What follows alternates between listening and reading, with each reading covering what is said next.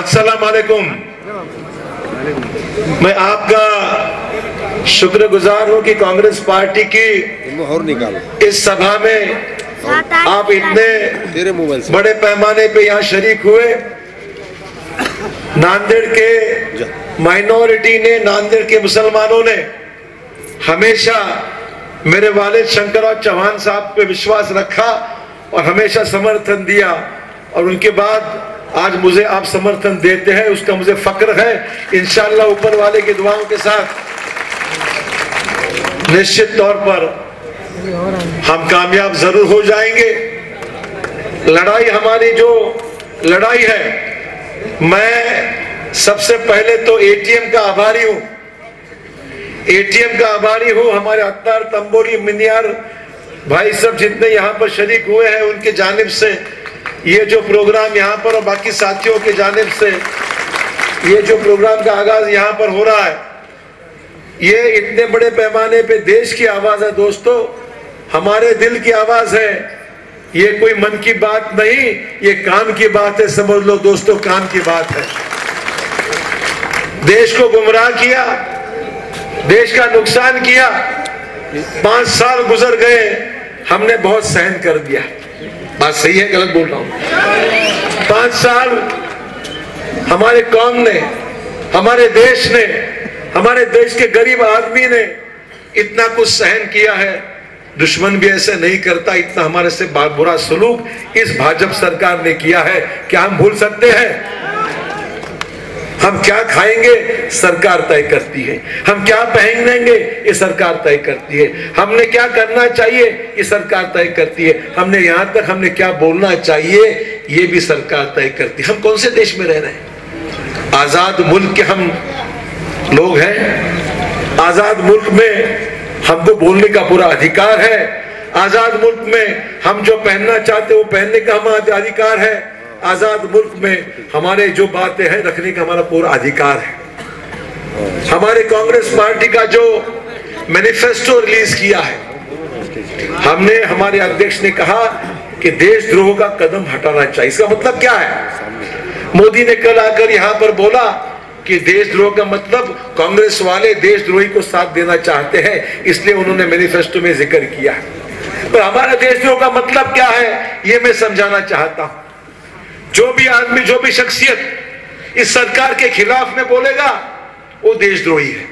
मतलब आप सरकार के साथ बोलते हैं तो आप समझते कि बड़े आप देश प्रेमी है, देशभक्त है, और सरकार की बात अगर आपको पसंद नहीं है, सरकार मतलब ये भाजपा वालों के पास अगर आपको सबको पसंद नहीं है, आप एक मुल्क में रहना चाहते हैं जहां हमारा आजाद मुल्क है और आपको बोलने की इजाजत नहीं है और आप कुछ बोलोगे तो आपको देशद्रोह का गुनाह आप पे दाखिल हो जाएगा। दोस्तों, ये कौन सा तरीका है? और इसीलिए राहुल गांधी ने जो कल फैसला दिया कि कांग्रेस के मैनिफेस्टो में किया कहा है कि अगर ऐसे कानूनों के ऊपर देशद्रोह का गुनाह दाखिल किया जाएगा तो हम ये होने नहीं देंगे, ऐसा कानून हम तोड़ देंगे, ऐसा कानून हम होने नहीं देंगे। इसके पीछे मतलब ये झूठ मूठ की इनकी बातें भाजपा की आप देख रहे हैं।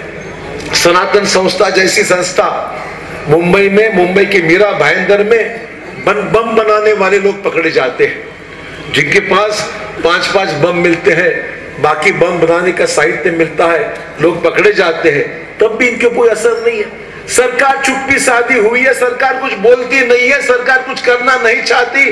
सनातन संस्था को चुप बैठे हुए समर्थन सरकार क्या दे रही है, क्या इसका सही खोजने का वक्त आ गया है। ये देश सबका है, हिंदुओं का है, मुसलमान भाइयों का है, ओबीसी का है, मराठों का है, दलितों का है, सबका देश। क्या इस देश में एक कौम को मारा जाए, एक कौम को पीटा जाए, मॉब लिंचिंग के जरिए किसी के शक के बुनियाद पे थैली पकड़ी जाती है तो कहता है ये गोश्त गाय का गोश्त है और मार दिया जाता है, बाद में देखते तो गोश्त किसी और का निकलता है, कोई संबंध नहीं है, मरा हुआ आदमी की जान चले गई, उसका कौन जिम्मेदार है?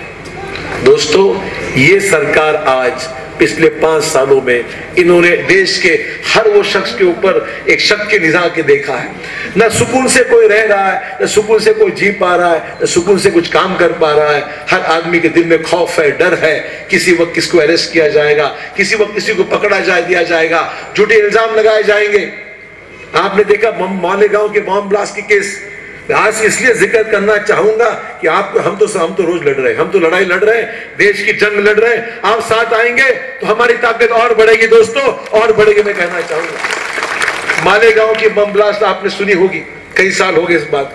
पकड़े गए लोग, कर्नल पुरोहित पकड़ा गया, एक साध्वी पकड़ी गई।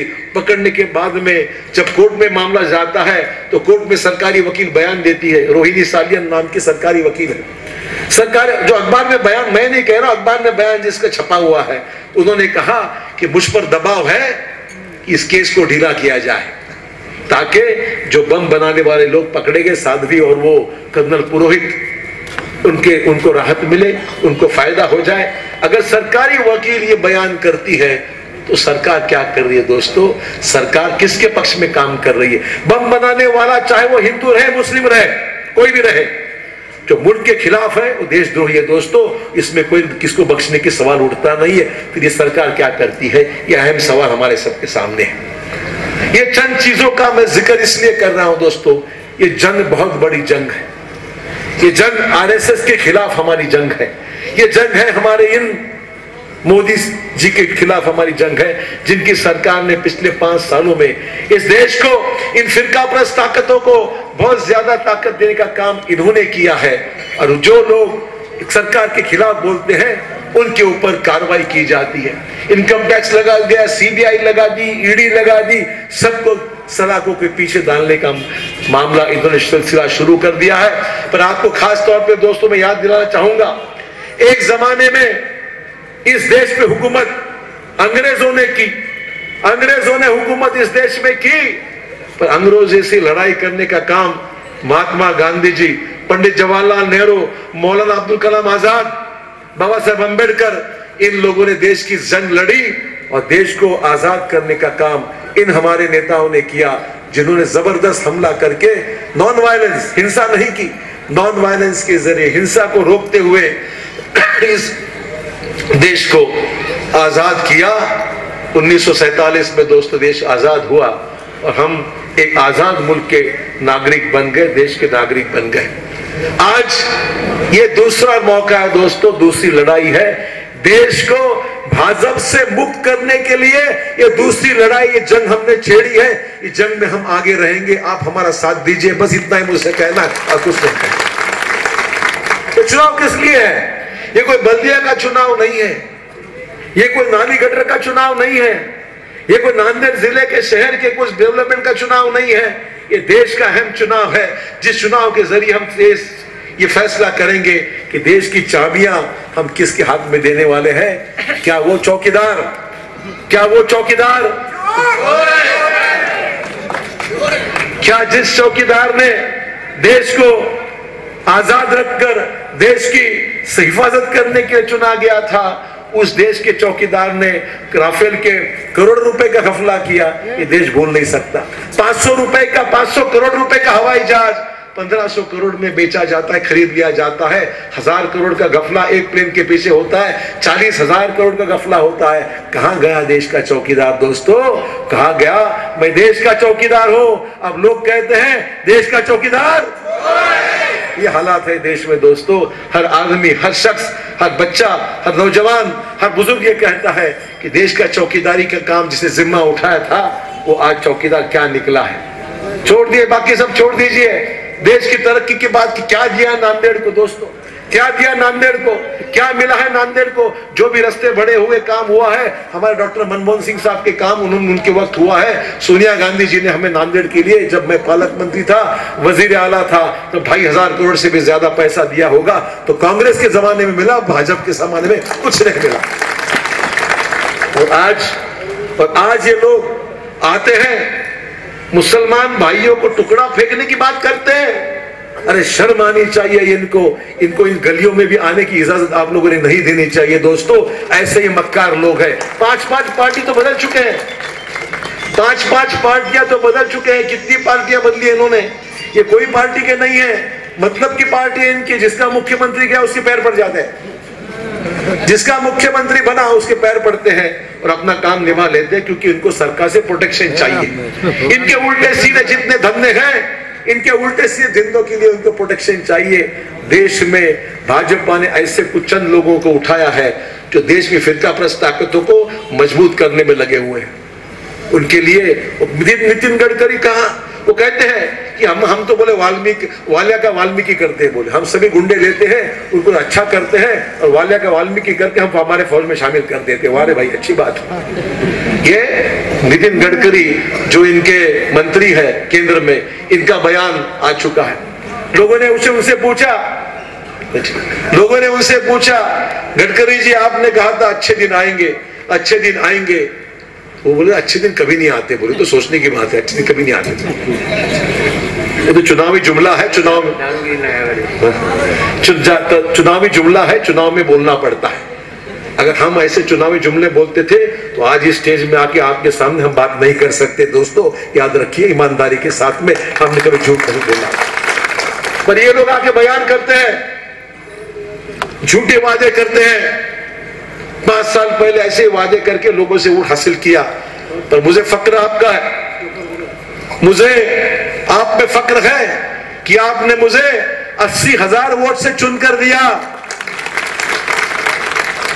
और आपको मैं खास तौर पर, आज का ये चुनाव बहुत अहम है, इसलिए कोशिश की जा रही है मुसलमानों के वोट तकसीम हो जाए। आप समझ लीजिए, बात समझने की बात है। हमेशा ये प्रयोग नांदेड़ में रहा है, किसी मुसलमानों को खड़े कर देते। आपको तो पता है कि कांग्रेस के वोट आप देते हैं, दलित भाई देते हैं, ओबीसी देते हैं, मराठा देते हैं। तो क्या करना है, इनके वोट काटने के लिए किसी और को खड़ा किया जाता है, ताकि आपके 15, 20, 25 हजार वोट चले जाए। आपके वोट, मेरे वोट आप खराब हो जाएंगे तो फायदा किसका है? बीजेपी का। उनको पता है कि भाजपा को वोट जो नहीं मिल सकते हैं, वो वोट दूसरी तरफ बंटवारा करने के लिए कुछ लोगों को जानबूझ के खड़ा किया जाता है। और कुछ नेताओं को ऐसा खरीद लिया ये भाजपा ने, उनको बोला आप जाके लड़ो जोर से चुनाव, जो चाहिए हम देने को तैयार हैं, जो चाहिए हम देने को तैयार है, आप खड़े हो जाइए और खड़े होकर आप माइनॉरिटी की वोट को काटिए, ताकि कांग्रेस का नुकसान हो और फायदा भाजपा का। ये जो मुल्क के गद्दार हैं, इनसे हमें सावधान रहना है। ये मैं खास तौर पे दोस्तों आपसे कहना चाहूंगा, खास तौर पर ये हमसे कहना चाहूंगा। आज महात्मा गांधी जी की इस साल की 150 सालगिरह, 150वीं जयंती हम मना रहे हैं। आपको ताज्जुब होगा, महात्मा गांधी जी का जो मर्डर हो गया, जो खून हो गया, आरएसएस के जो नुमाइंदे थे उनके जरिए महात्मा गांधी जी के ऊपर उस वक्त अटैक हुआ था। ये देश का इतिहास है। 150 साल के बाद में महात्मा गांधी जी की याद आज हर देश का वो शख्स भूला नहीं जो देश की आजादी के जंग को याद रखता है, महात्मा गांधी को याद रखता है। और आजादी के जंग में सिर्फ हिंदू नहीं थे, मुसलमान भी जाहिर थे, दलित भी थे। एक मूवमेंट बन गई थी कि जिन्होंने देश को आजाद बनाकर इस मुल्क को अंग्रेजों से बाहर हटाकर देश को आजाद बनाया। आज क्या कर 150वीं जयंती का काम राष्ट्रवादी कांग्रेस मना रही है, कांग्रेस मना रही है। महात्मा गांधी की 150वीं जयंती हमने वर्धा में मनाई कि जहां पर महात्मा जी के नाम से वहां पर आश्रम है, सब कुछ है। आपको ताज्जुब होगा कि महात्मा गांधी जी की जयंती आजकल भाजपा वाले भी मना रहे हैं।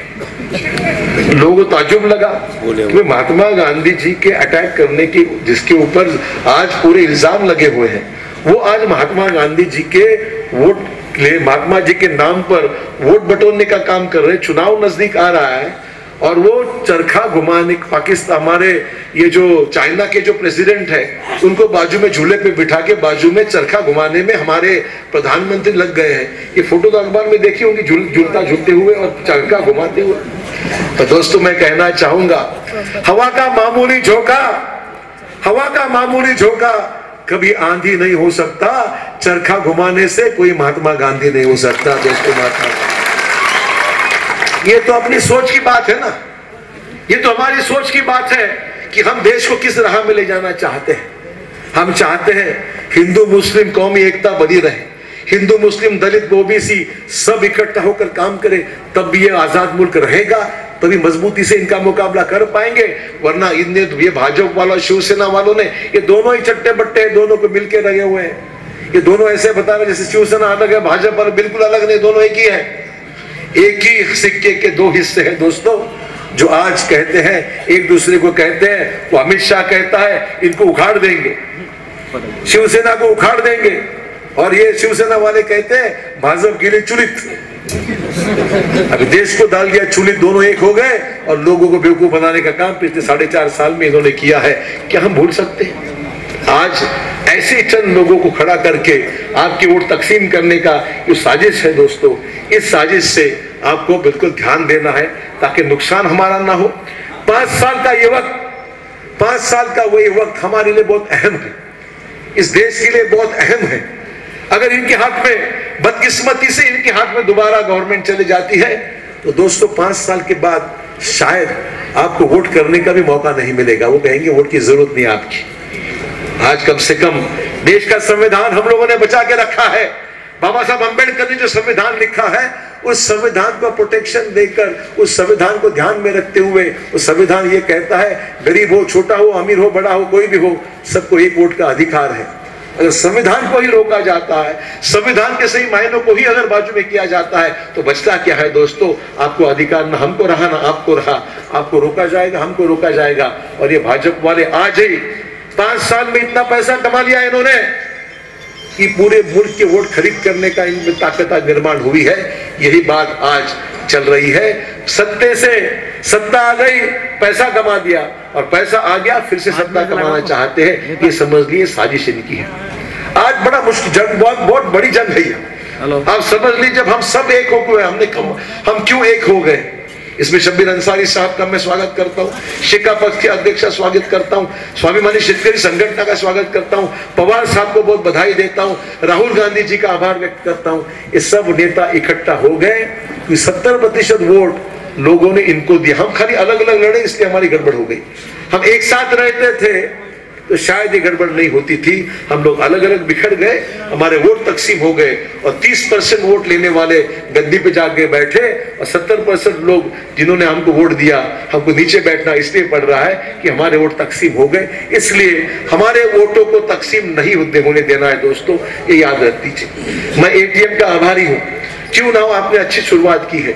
नांदेड़ के हर गली में जाइए, इतना बड़ा इलेक्शन है, 6 मतदार संघ का इलेक्शन, हर जगह जाना पड़ रहा है, हर जगह बोलना पड़ रहा है। मुमकिन नहीं कि हर गली में जाऊं, हर जगह पर जाके अपना बयान दे सकूं, तो मुझे पूरा भरोसा है, नांदेड़ के मेरे लोगों को पूरा भरोसा है। मैंने, लोगों ने मुझसे कहा, मैं टीवी पे चैनल पे जाता हूं, लोग मुझसे पूछते कि आपकी पहली मोहब्बत क्या है? मैंने कहा मेरी पहली मोहब्बत मेरे नांदेड़ के लोगों से है, जिन्होंने मुझ पर इतना भरोसा किया और मुझ पर चुन कर दिया। दोस्तों, अगर थोड़ी देर हमारी सरकार और रहती थी तो मुसलमानों का आरक्षण 100% हो गया था मित्रों, चिंता करने की बात नहीं। हमने कानून बनाया, हमने ऑर्डिनेंस इशू किया, मराठा आरक्षण दिया, मुस्लिम आरक्षण दिया, सरकार हमारी चली गई और इन्होंने कानून बनने नहीं दिया। हालांकि मुस्लिम आरक्षण का मामला कोर्टों ने मना नहीं किया, कोर्ट ने कोई दखल नहीं दिया, कोर्ट ने कहा करना तो कर लो, कोई प्रॉब्लम नहीं है। कोर्ट ने बयान पर, कोर्ट का बावजूद न रोकने के बावजूद इन्होंने मुस्लिम आरक्षण को रोक दिया। मराठा आरक्षण 4 साल के बाद अभी कुछ दिया, वो भी मंजूर होते वक्त कुछ मिला क्या है? कुछ नहीं मिला। सर्कुलर भी निकल, GR भी निकल नहीं गया। वो कह रहे GR को रोक दिया कि भाई अभी रुक जाइए, अभी उसका टाइम है, अभी मत दीजिए। मतलब मराठाओं को बेवकूफ किया, मुसलमानों को नजदीक आने नहीं दिया। हमारे बाकी के जो मुस्लिम भाई है, दलित भाई है, दलित भाइयों को तो अतिक्रमण इतना हो गया, हमारे भीमा कोरेगांव का झगड़ा जो हो गया, वो झगड़े के कारण हिंदू और दलित इन भाइयों में झगड़ा लग गया। सरकार सिर्फ देखती है, करती कुछ नहीं है। मुझे बताइए, कांग्रेस की जब भी सरकार थी, जब भी ऐसा कुछ सरकार उसमें बिल्कुल ध्यान देती थी। ठीक है, कभी गलत हुआ होगा, कभी सही हो गया, तो सरकार कोई पार्टी नहीं बनी इसमें। सरकार ने हमेशा तो सस्ता कोशिश की, और जब भी कुछ गलत हुआ सरकार ने उसको रोकने का काम, हमारी पार्टी की सरकार ने जब भी गलत हो सोचने का काम किया। आज सरकार सिर्फ देखती है लंबे से क्या हो रहा है, और देखती इसलिए है इसकी राजनीतिक फायदा, इसका राजनीतिक फायदा हम कैसा उठा सकते हैं, ये सरकार देख रही है दोस्तों। ये इनकी साजिश, ये इनका तरीका है ताकि इसका पूरा फायदा उठाया जाए और अपनी वोट बैंक को पक्का किया जाए, वो मुसलमानों के वोट तकसीम हो जाए, हिंदू अलग हो जाए, दलित अलग हो जाए और आरएसएस की विचारधारा को पक्का किया जाए, ये इनका मंसूबा है दोस्तों। इसीलिए मेरी गुजारिश करता हूं हमारे तमाम मुस्लिम भाइयों से यहाँ पर, कृपया बाकी और कुछ नहीं करना है, इधर उधर कुछ नहीं देखना है दोस्तों। सब ने एक होकर, चाहे वो हिंदू रहे, मुसलमान रहे, दलित रहे, ओबीसी रहे, हमारे वोट तकसीम न हो जाए। हमारा एक वोट बहुत कीमती वोट है। ये नहीं समझिए भाई क्या फर्क पड़ता है कौन आया कौन गया, ये इसमें बहुत बड़ा फर्क पड़ता है, बहुत बड़ा फर्क पड़ता है। आज कोई मुझसे पूछता कि आपको पार्लियामेंट लड़ना, मैं कहीं नहीं कहता था क्या जरूरत है पार्लियामेंट लड़ने में, तो असेंबली लड़ सकता था। और मैं खड़ा हूं एक कोई मकसद से खड़ा हूं, मैं इसलिए खड़ा हूं कि मोदी सरकार को नीचे खींचने के लिए मैं खड़ा हूं दोस्तों, याद रखें। मेरी बाकी के चिल्लरों से लड़ाई नहीं, मेरी छोड़ो चिल्लर है, मेरी लड़ाई है मोदी से, लड़ाई मेरी एक विचारधारा से लड़ाई है मेरी। और मैं चाहता हूं, अब चिल्लर भी बंद होगी, छोड़ो। मेरी लड़ाई उन ताकतों से है, उन फिरकाबस ताकतों से है दोस्तों, जिन्होंने देश को बर्बाद करने का हाथ में काम उठा लिया है। और हम जब तक एक होकर इस काम को अंजाम नहीं देते, हम तब तक दोस्तों हम कामयाब नहीं हो सकते, ये आप समझ लीजिए। गुस्सा होगा छोड़ दीजिए, मेरे पे होगा उतारिए, चुनाव के बाद उतारिए, मैं आने के तैयार हूं, कोई बात नहीं। कोई मेरे पे गुस्सा हो तो मैं सुनने के लिए तैयार हूं, अभी नहीं। हमारे सामने देश की लड़ाई है और देश की लड़ाई के लिए मैं आगे रहूंगा। मेरे सिर्फ आपको साथ दीजिए देना है और कुछ नहीं करना है, सिर्फ बटन, और कुछ नहीं करना है, बोलना भी कुछ नहीं है, सिर्फ बटन दबाकर इसको शिकस्त देना है दोस्तों। ये हमारी जिम्मेदारी है दोस्तों, ये मैं समझता हूं निभाएंगे। और मुझे आने वाले 18 तारीख को इंशाल्लाह बहुत मेहनत करके आप चुन के देंगे, ऐसे विश्वास करता हूं। जय हिंद, जय महाराष्ट्र।